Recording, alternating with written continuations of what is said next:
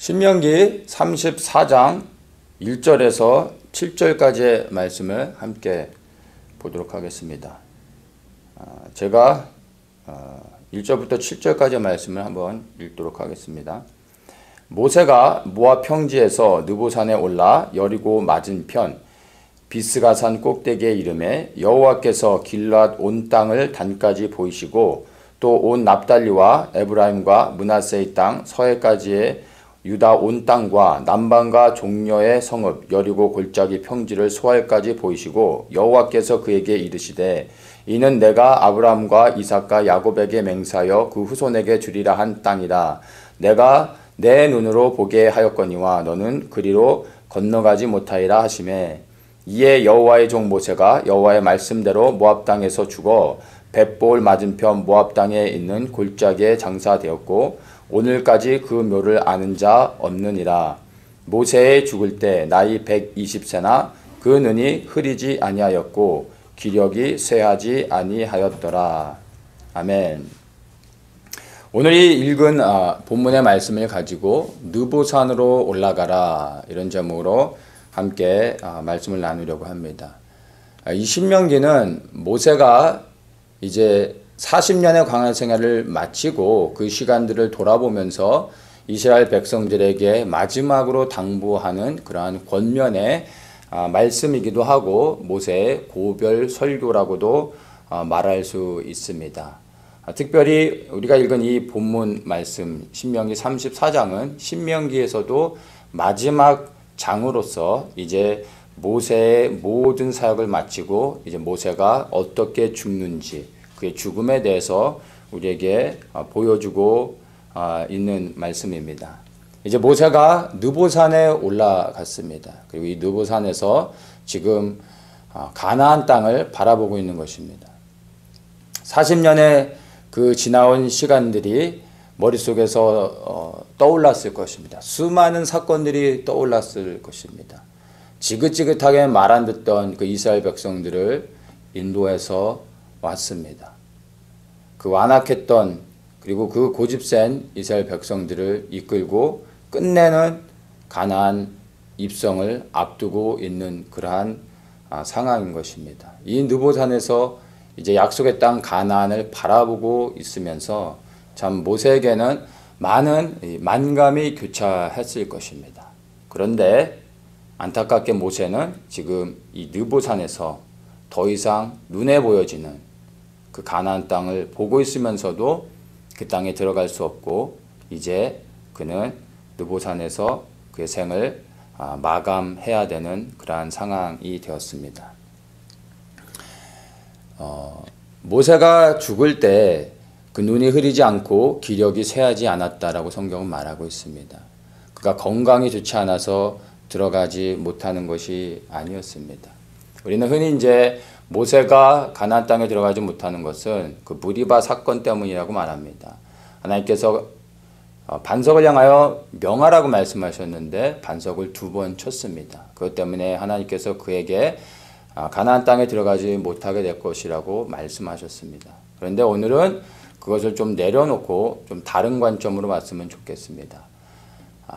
모세의 그 실수조차도 하나님의 크신 계획 안에서 하나님께서 허락하셨던 그 계획 안에 있었던 것입니다. 그로 하여금 범죄하게 만드셨다는 것이 아니라 그의 실수조차 아시고 하나님께서 모든 계획 안에서 그것들을 허락하셨다라는 것입니다. 모세의 역할은 사실은 거기까지였습니다. 모세를 통하여 가나안 땅에 들어갈 수 있도록 이스라엘 백성들이 이끌고 가나안에 들어가게 하시는 것이 하나님의 처음의 계획이셨지만 사실은 모세의 역할은 이스라엘 백성들을 가나안 앞에까지 인도하는 것이었고 그 다음에 새롭게 세워지는 여호수아를 통해서 가나안 정복을 하나님이 계획하셨던 것입니다. 자, 모세는 느보산에서 하나님의 말씀에 한마디의 불평도 하지 않고 그대로 그냥 순종하는 모습을 볼 수 있습니다. 그리고 이방인의 땅 바로 광야에서 그는 죽음을 맞이해야 되는 것이었습니다. 이스라엘에서 가장 위대한 선지자가 모세입니다. 그리고 가장 탁월한 지도자였던 것을 우리는 부인할 수가 없습니다. 오늘날에도 유대인들에게 가장 위대한 선지자가 누구냐고 하면은 열이면 열 다 모세라고 말할 것입니다. 그는 정말로 위대한 이스라엘의 선지자였습니다. 근데 그의 명성에 비해 그의 마지막 인생의 길은 사실 너무나 초라하고 외롭게 끝나게 되는 것을 우리가 보게 됩니다. 근데 저는 이 모세의 죽음을 묵상하면서 이 모세의 죽음과 같이 나의 인생의 마지막도 이와 같이 되어야 되지 않나 그런 생각들을 하게 됩니다. 우리가 살아가면서 우리 인생 가운데 세 가지의 산, 세 개의 산을 우리가 올라가야 됩니다. 그것이 모세의 인생을 통해서 우리가 발견할 수 있는 것입니다. 첫 번째는 호렙산입니다. 이 호렙산은 하나님의 부르심입니다. 모세가 처음 하나님을 만난 곳이 호렙산이었습니다. 자기의 의로 살아가다가 살인을 저지르고 도망자가 되어져서 광야 가운데 살아갈 때 하나님께서 그를 찾아오시고 만나주신 곳이 호렙산이었습니다.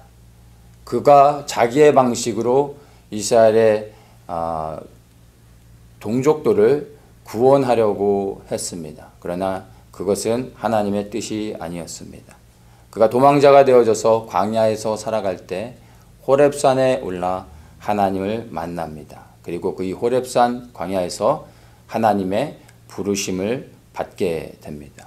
실패하여 도망자로 살아가고 있었던 모세가 새롭게 인생이 반전을 이루는 것을 우리가 이 호렙산에서 보게 되는 것입니다. 도망자의 삶에서 이제 이스라엘 백성을 하나님의 약속의 땅 가나안으로 인도하는 자의 삶으로 바뀌어지는 것입니다. 자기의 의로 살아가다가 이제는 하나님의 뜻에 순종하는 그러한 삶을 살아가게 되는 그러한 전환점이 바로 호렙산에서 하나님의 부르심을 통하여 변화를 이루게 되는 것입니다.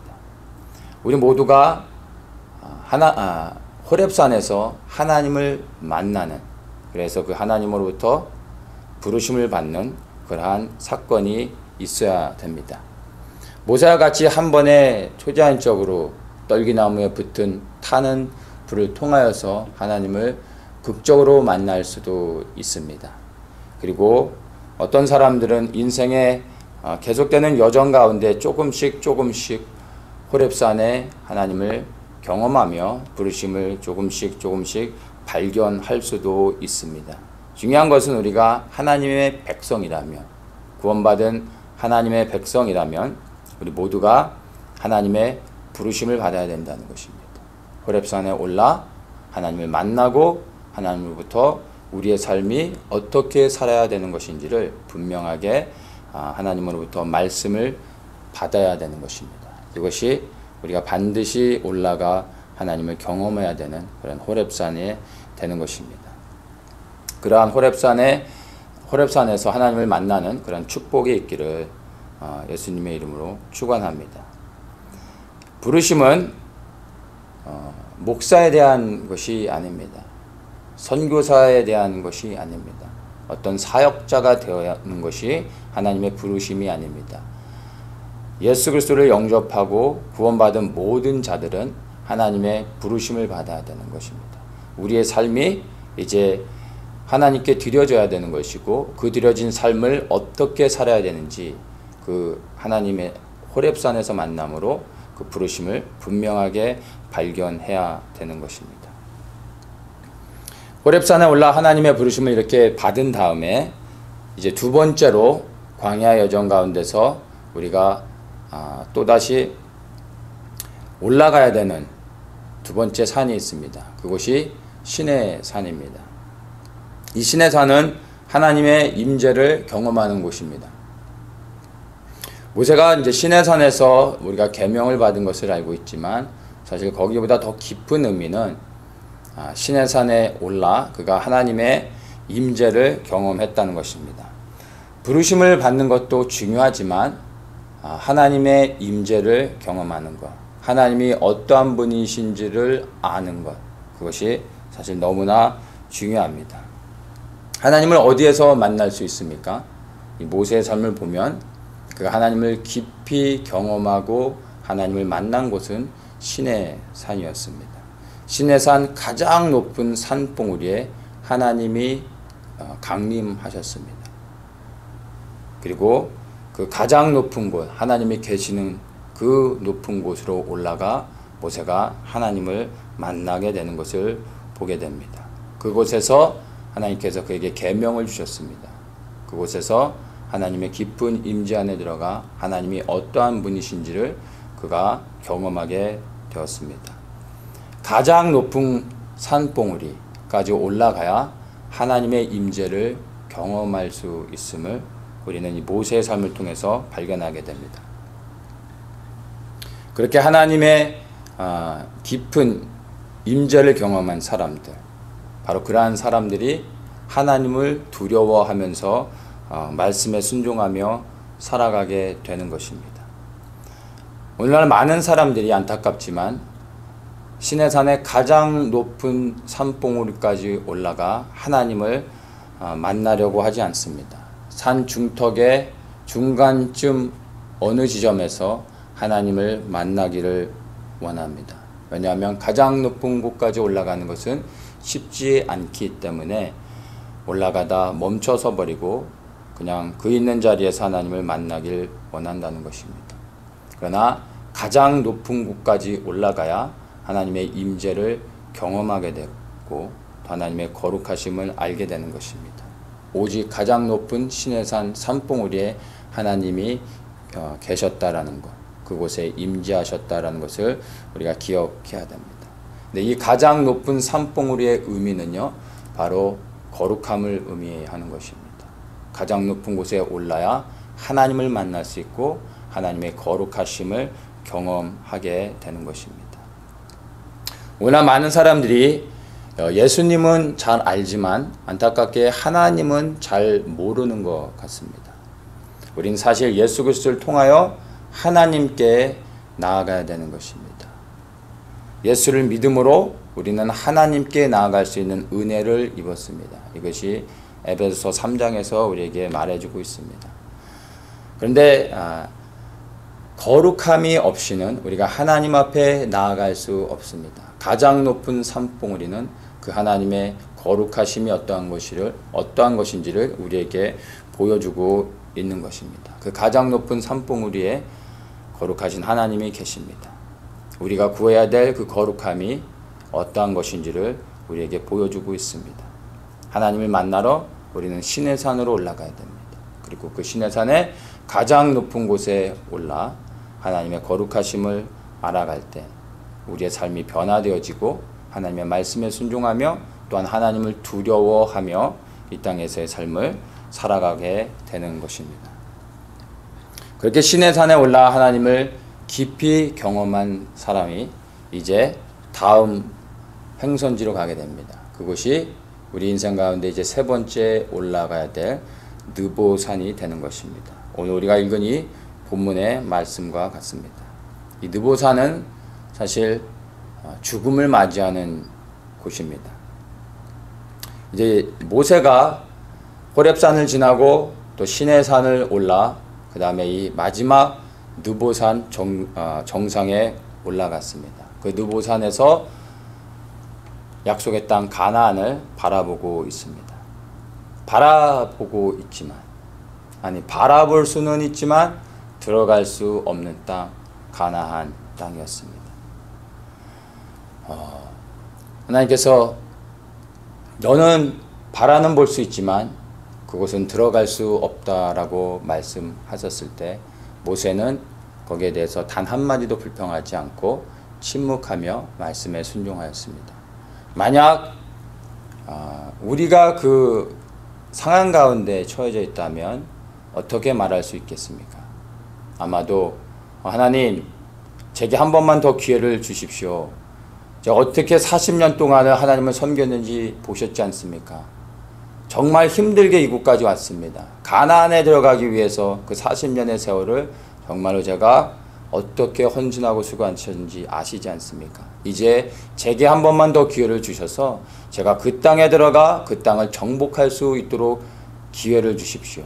그리고 그 모든 일을 다 마치고 하나님께 영광을 돌리겠습니다. 한 번만 더 제게 기회를 주십시오. 제가 마무리 짓게 해주십시오. 라고 하나님께 구하지 않았을까 생각하게 됩니다. 또 사실 모세의 광야의 40년의 삶을 보면 그렇게 해도 사실은 하나님께 그것을 어필할 수 있을 만한 것이 되어졌습니다. 그런데 모세는 그렇게 하지 않고 그냥 하나님의 말씀에 침묵하며 순종했던 것을 보게 됩니다. 근데 이 모세의 이러한 순종을 통해서 다시 한번 우리가 하나님 앞에 어떻게 서야 되는지를 보게 됩니다. 우리는 하나님께서 허락하시는 곳까지만 가는 것입니다. 그것이 하나님을 섬기는 종의 삶이 되는 것입니다. 종은 머리가 아닙니다. 종은 몸이요 손과 발입니다. 결정은 머리가 하는 것입니다. 손과 발은 그저 행동하면 되는 것입니다. 예수 그리스도가 우리의 주인이시고 교회의 머리 되십니다. 우리는 그냥 지체로서 말씀에 순종하면 되는 것입니다. 그것이 하나님을 섬기는 종의 모습이 되는 것입니다. 모세는 그것을 우리에게 보여주고 있습니다.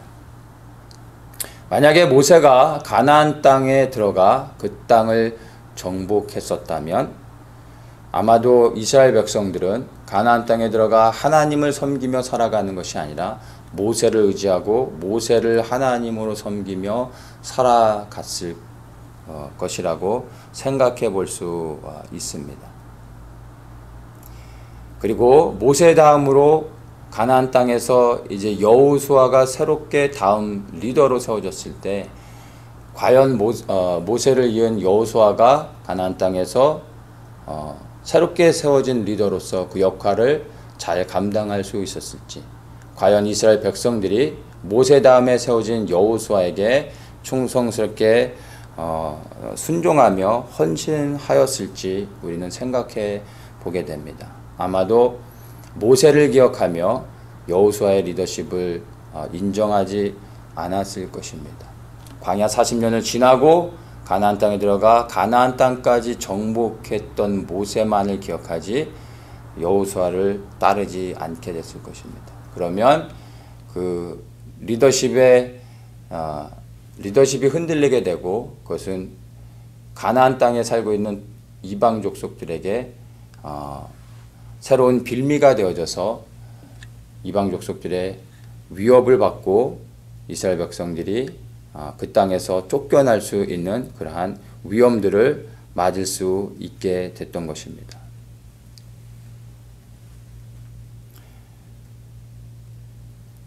모세를 대신해서 여호수아가 백성들을 이끌고 요단을 건너 가나안 땅을 정복하는 그러한 정복 전쟁을 그가 리더로서 감당하고 그 땅을 정복했을 때 이스라엘의 모든 백성들은 여호수아를 따르게 되는 것입니다. 그 가나안 정복 전쟁을 통하여 여호수아의 리더십이 이스라엘 백성들 가운데 견고히 세워졌고 그 가나안 땅을 정복하고 여호수아가 그 땅을 통치하고 다스릴 때 모든 이스라엘 백성들이 그 지파들이 여호수아의 리더십 안에 순종하며 그 가나안 땅을 지켜내는 일들을 감당하게 됐던 것을 우리가 보게 되는 것입니다. 다윗을 보면은 우리가 이 모세에서 여호수아로 이어지는 리더십의 그 모습을 좀 발견하게 됩니다. 다윗이 예루살렘에서 하나님의 성전을 세우길 원했습니다. 그런데 하나님께서 그에게 성전을 세우는 것을 허락지 않으셨습니다. 이유는 너무나 간단합니다.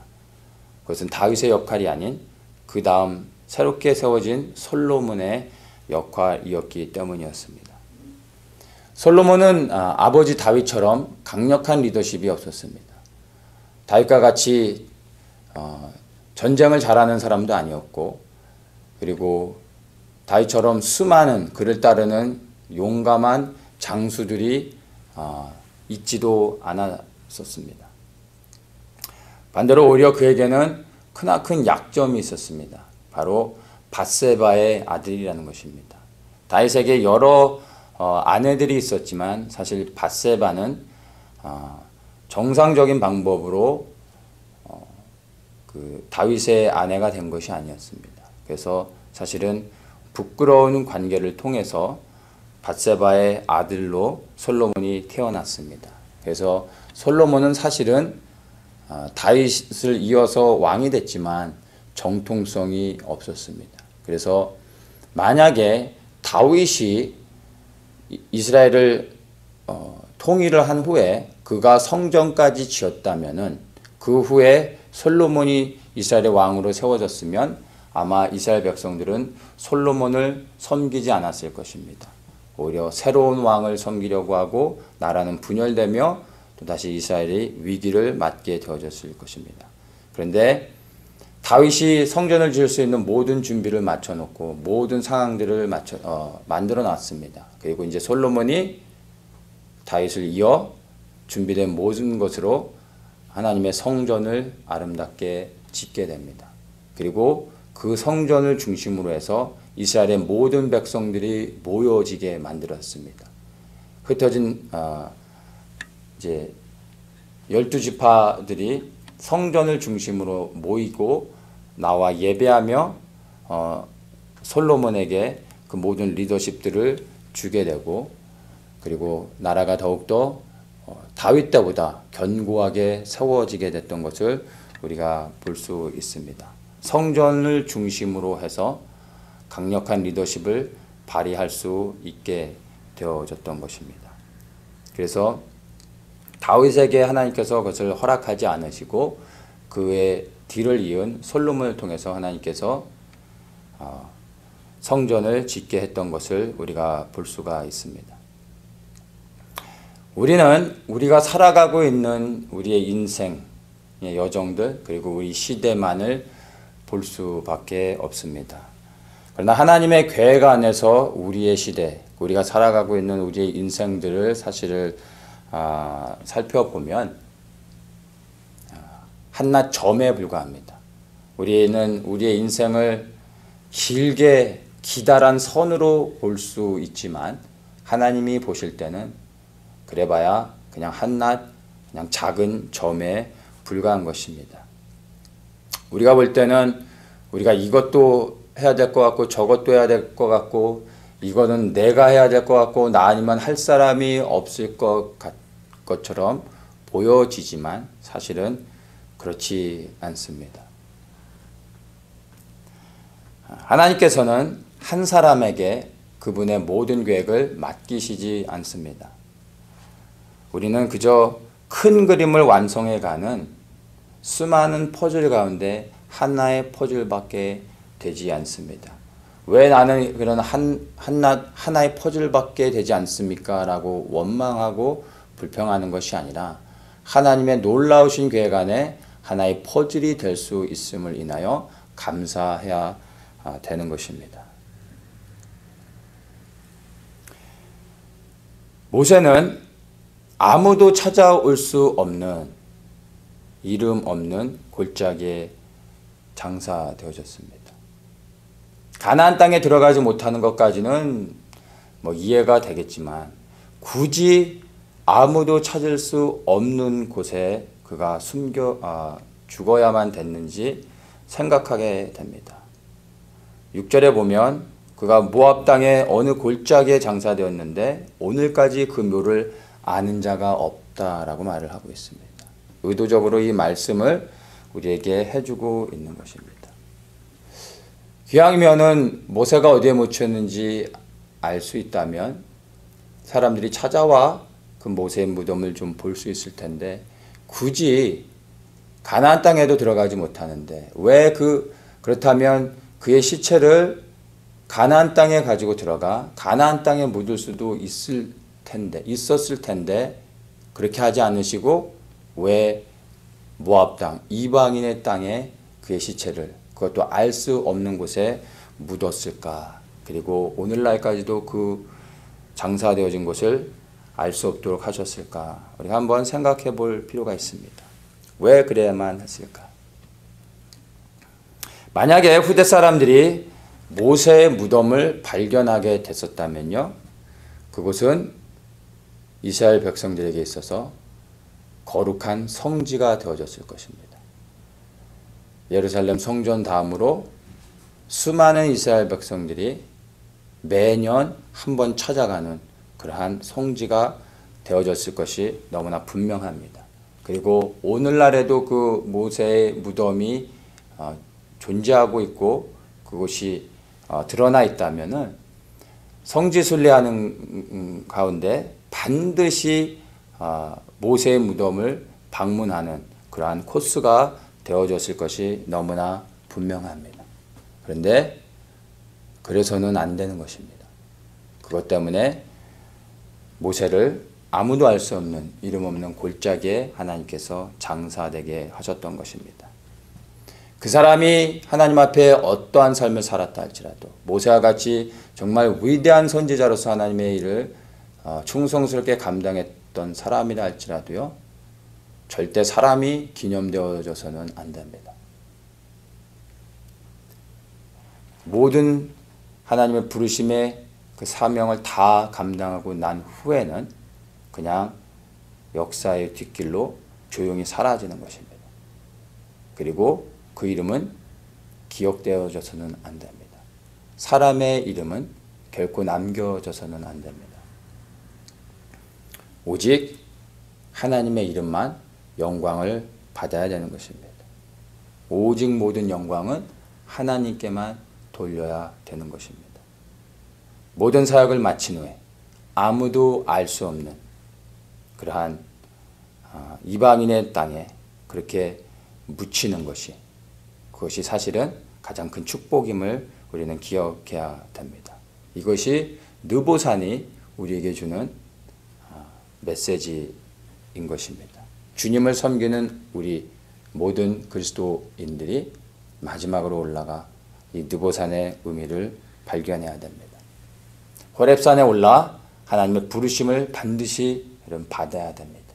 그 과정을 겪어야 됩니다. 그리고 나면 시내산에 올라가야 됩니다. 가장 높은 봉우리까지 올라가야 됩니다. 그리고 그곳에서 하나님의 거룩하심을 경험해야 됩니다. 그러한 자들만이 말씀에 순종하며 하나님을 두려워하며 그 부르심을 감당하며 살아가게 되는 것입니다. 그리고 마지막으로 느보산에 올라 이제 하나님의 약속의 땅을 바라보고 지난 모든 시간들을 되돌아보며 하나님께 모든 영광을 돌리고 조용히 사라지는 것입니다. 그러한 인생이 되기를 모든 분들을 예수님의 이름으로 축복합니다. 각자의 인생 가운데 어느 산을 오르고 있는지 다를 수 있습니다. 중요한 것은요, 이 세 개의 산을 반드시 올라가야 된다는 것입니다. 그리고 마지막으로 우리가 올라가야 될 산은 느보산인 것입니다. 이 느보산을 향하여 우리의 표대를 맞추고 그 느보산으로 올라가야 됩니다. 그런데 이 느보산에 올라간 자에게 사실은 엄청난 반전이 있는 것을 보게 됩니다. 우리가 보는 이 신명기의 말씀, 이 구약의 말씀에서는 느보산에 올라 모세가 이제 죽음을 맞이하는 것으로 끝이 납니다. 눈으로 바라봤던 그 가나안 땅에 들어가지 못하고 이름 없는 골짜기에 묻히는 것으로 끝을 맺습니다. 그런데 하나님의 말씀은 여기에서 끝나지 않습니다. 하나님의 역사는 계속 진행되는 가운데 이제 신약 시대로 올라와 신약의 말씀 가운데서 놀라운 반전을 우리가 발견하게 됩니다. 사실 느보산에 올라간 자들은요, 가나안 땅에 들어가는 축복을 받게 되는 것을 우리가 복음서를 통해서 발견하게 됩니다. 예수님께서 세 명의 제자들과 함께 산에 올라가셔서 기도하실 때 예수님께서 거룩한 몸으로 세상에서는 볼 수 없는 정말 그 거룩한 온전함을 입으며 변화되시는 것을 보게 됩니다. 그리고 거기에 모세와 엘리야가 그 산에 함께 예수님과 서게 되는 것을 제자들이 보게 되어졌습니다. 그 산은 오늘날 여러 가지 의견들이 있는데 다볼산이라고도 하고 그곳을 헐몬산이라고도 합니다. 성경에서는 그냥 산에 올라서 기도하셨다라고 말씀하고 있기 때문에 그 산이 정확하게 어디인지는 학자들도 단정을 지을 수는 없습니다. 아마도 다볼산이 아닌가 생각을 합니다. 중요한 것은 다볼산이든 헐몬산이든 예수님이 올라서 변화되어졌고 그 변화된 예수님과 함께 모세와 엘리야가 그곳에 섰는데 그곳은 가나안 땅이라는 이야기입니다. 다볼산과 헐몬산은 다 가나안 땅, 바로 요단을 건너 있게 되는 것입니다. 그래서 끝내는 느보산에 올라 가나안 땅을 바라보고 그 땅에 들어가지 못하고 이름 없는 골짜기에 그렇게 초라하게 인생을 마감했었던 것 같은 모세가 사실은 예수님과 함께 변화된 몸으로 가나안 땅에 끝내는 입성하고 그 땅에 예수님과 함께 섰다는 것을 우리는 보게 됩니다. 모든 일을 충성스럽게 마치고 그냥 조용히 하나님께 영광을 돌리고 사라지는 사람들, 그런 사람들은 그리스도께서 다시 이 땅에 오셔서 예루살렘 감람산 위에 서셔서 통치하실 때 예수님과 함께 그 가나안 땅에 설 수 있는 축복을 받게 될 것입니다.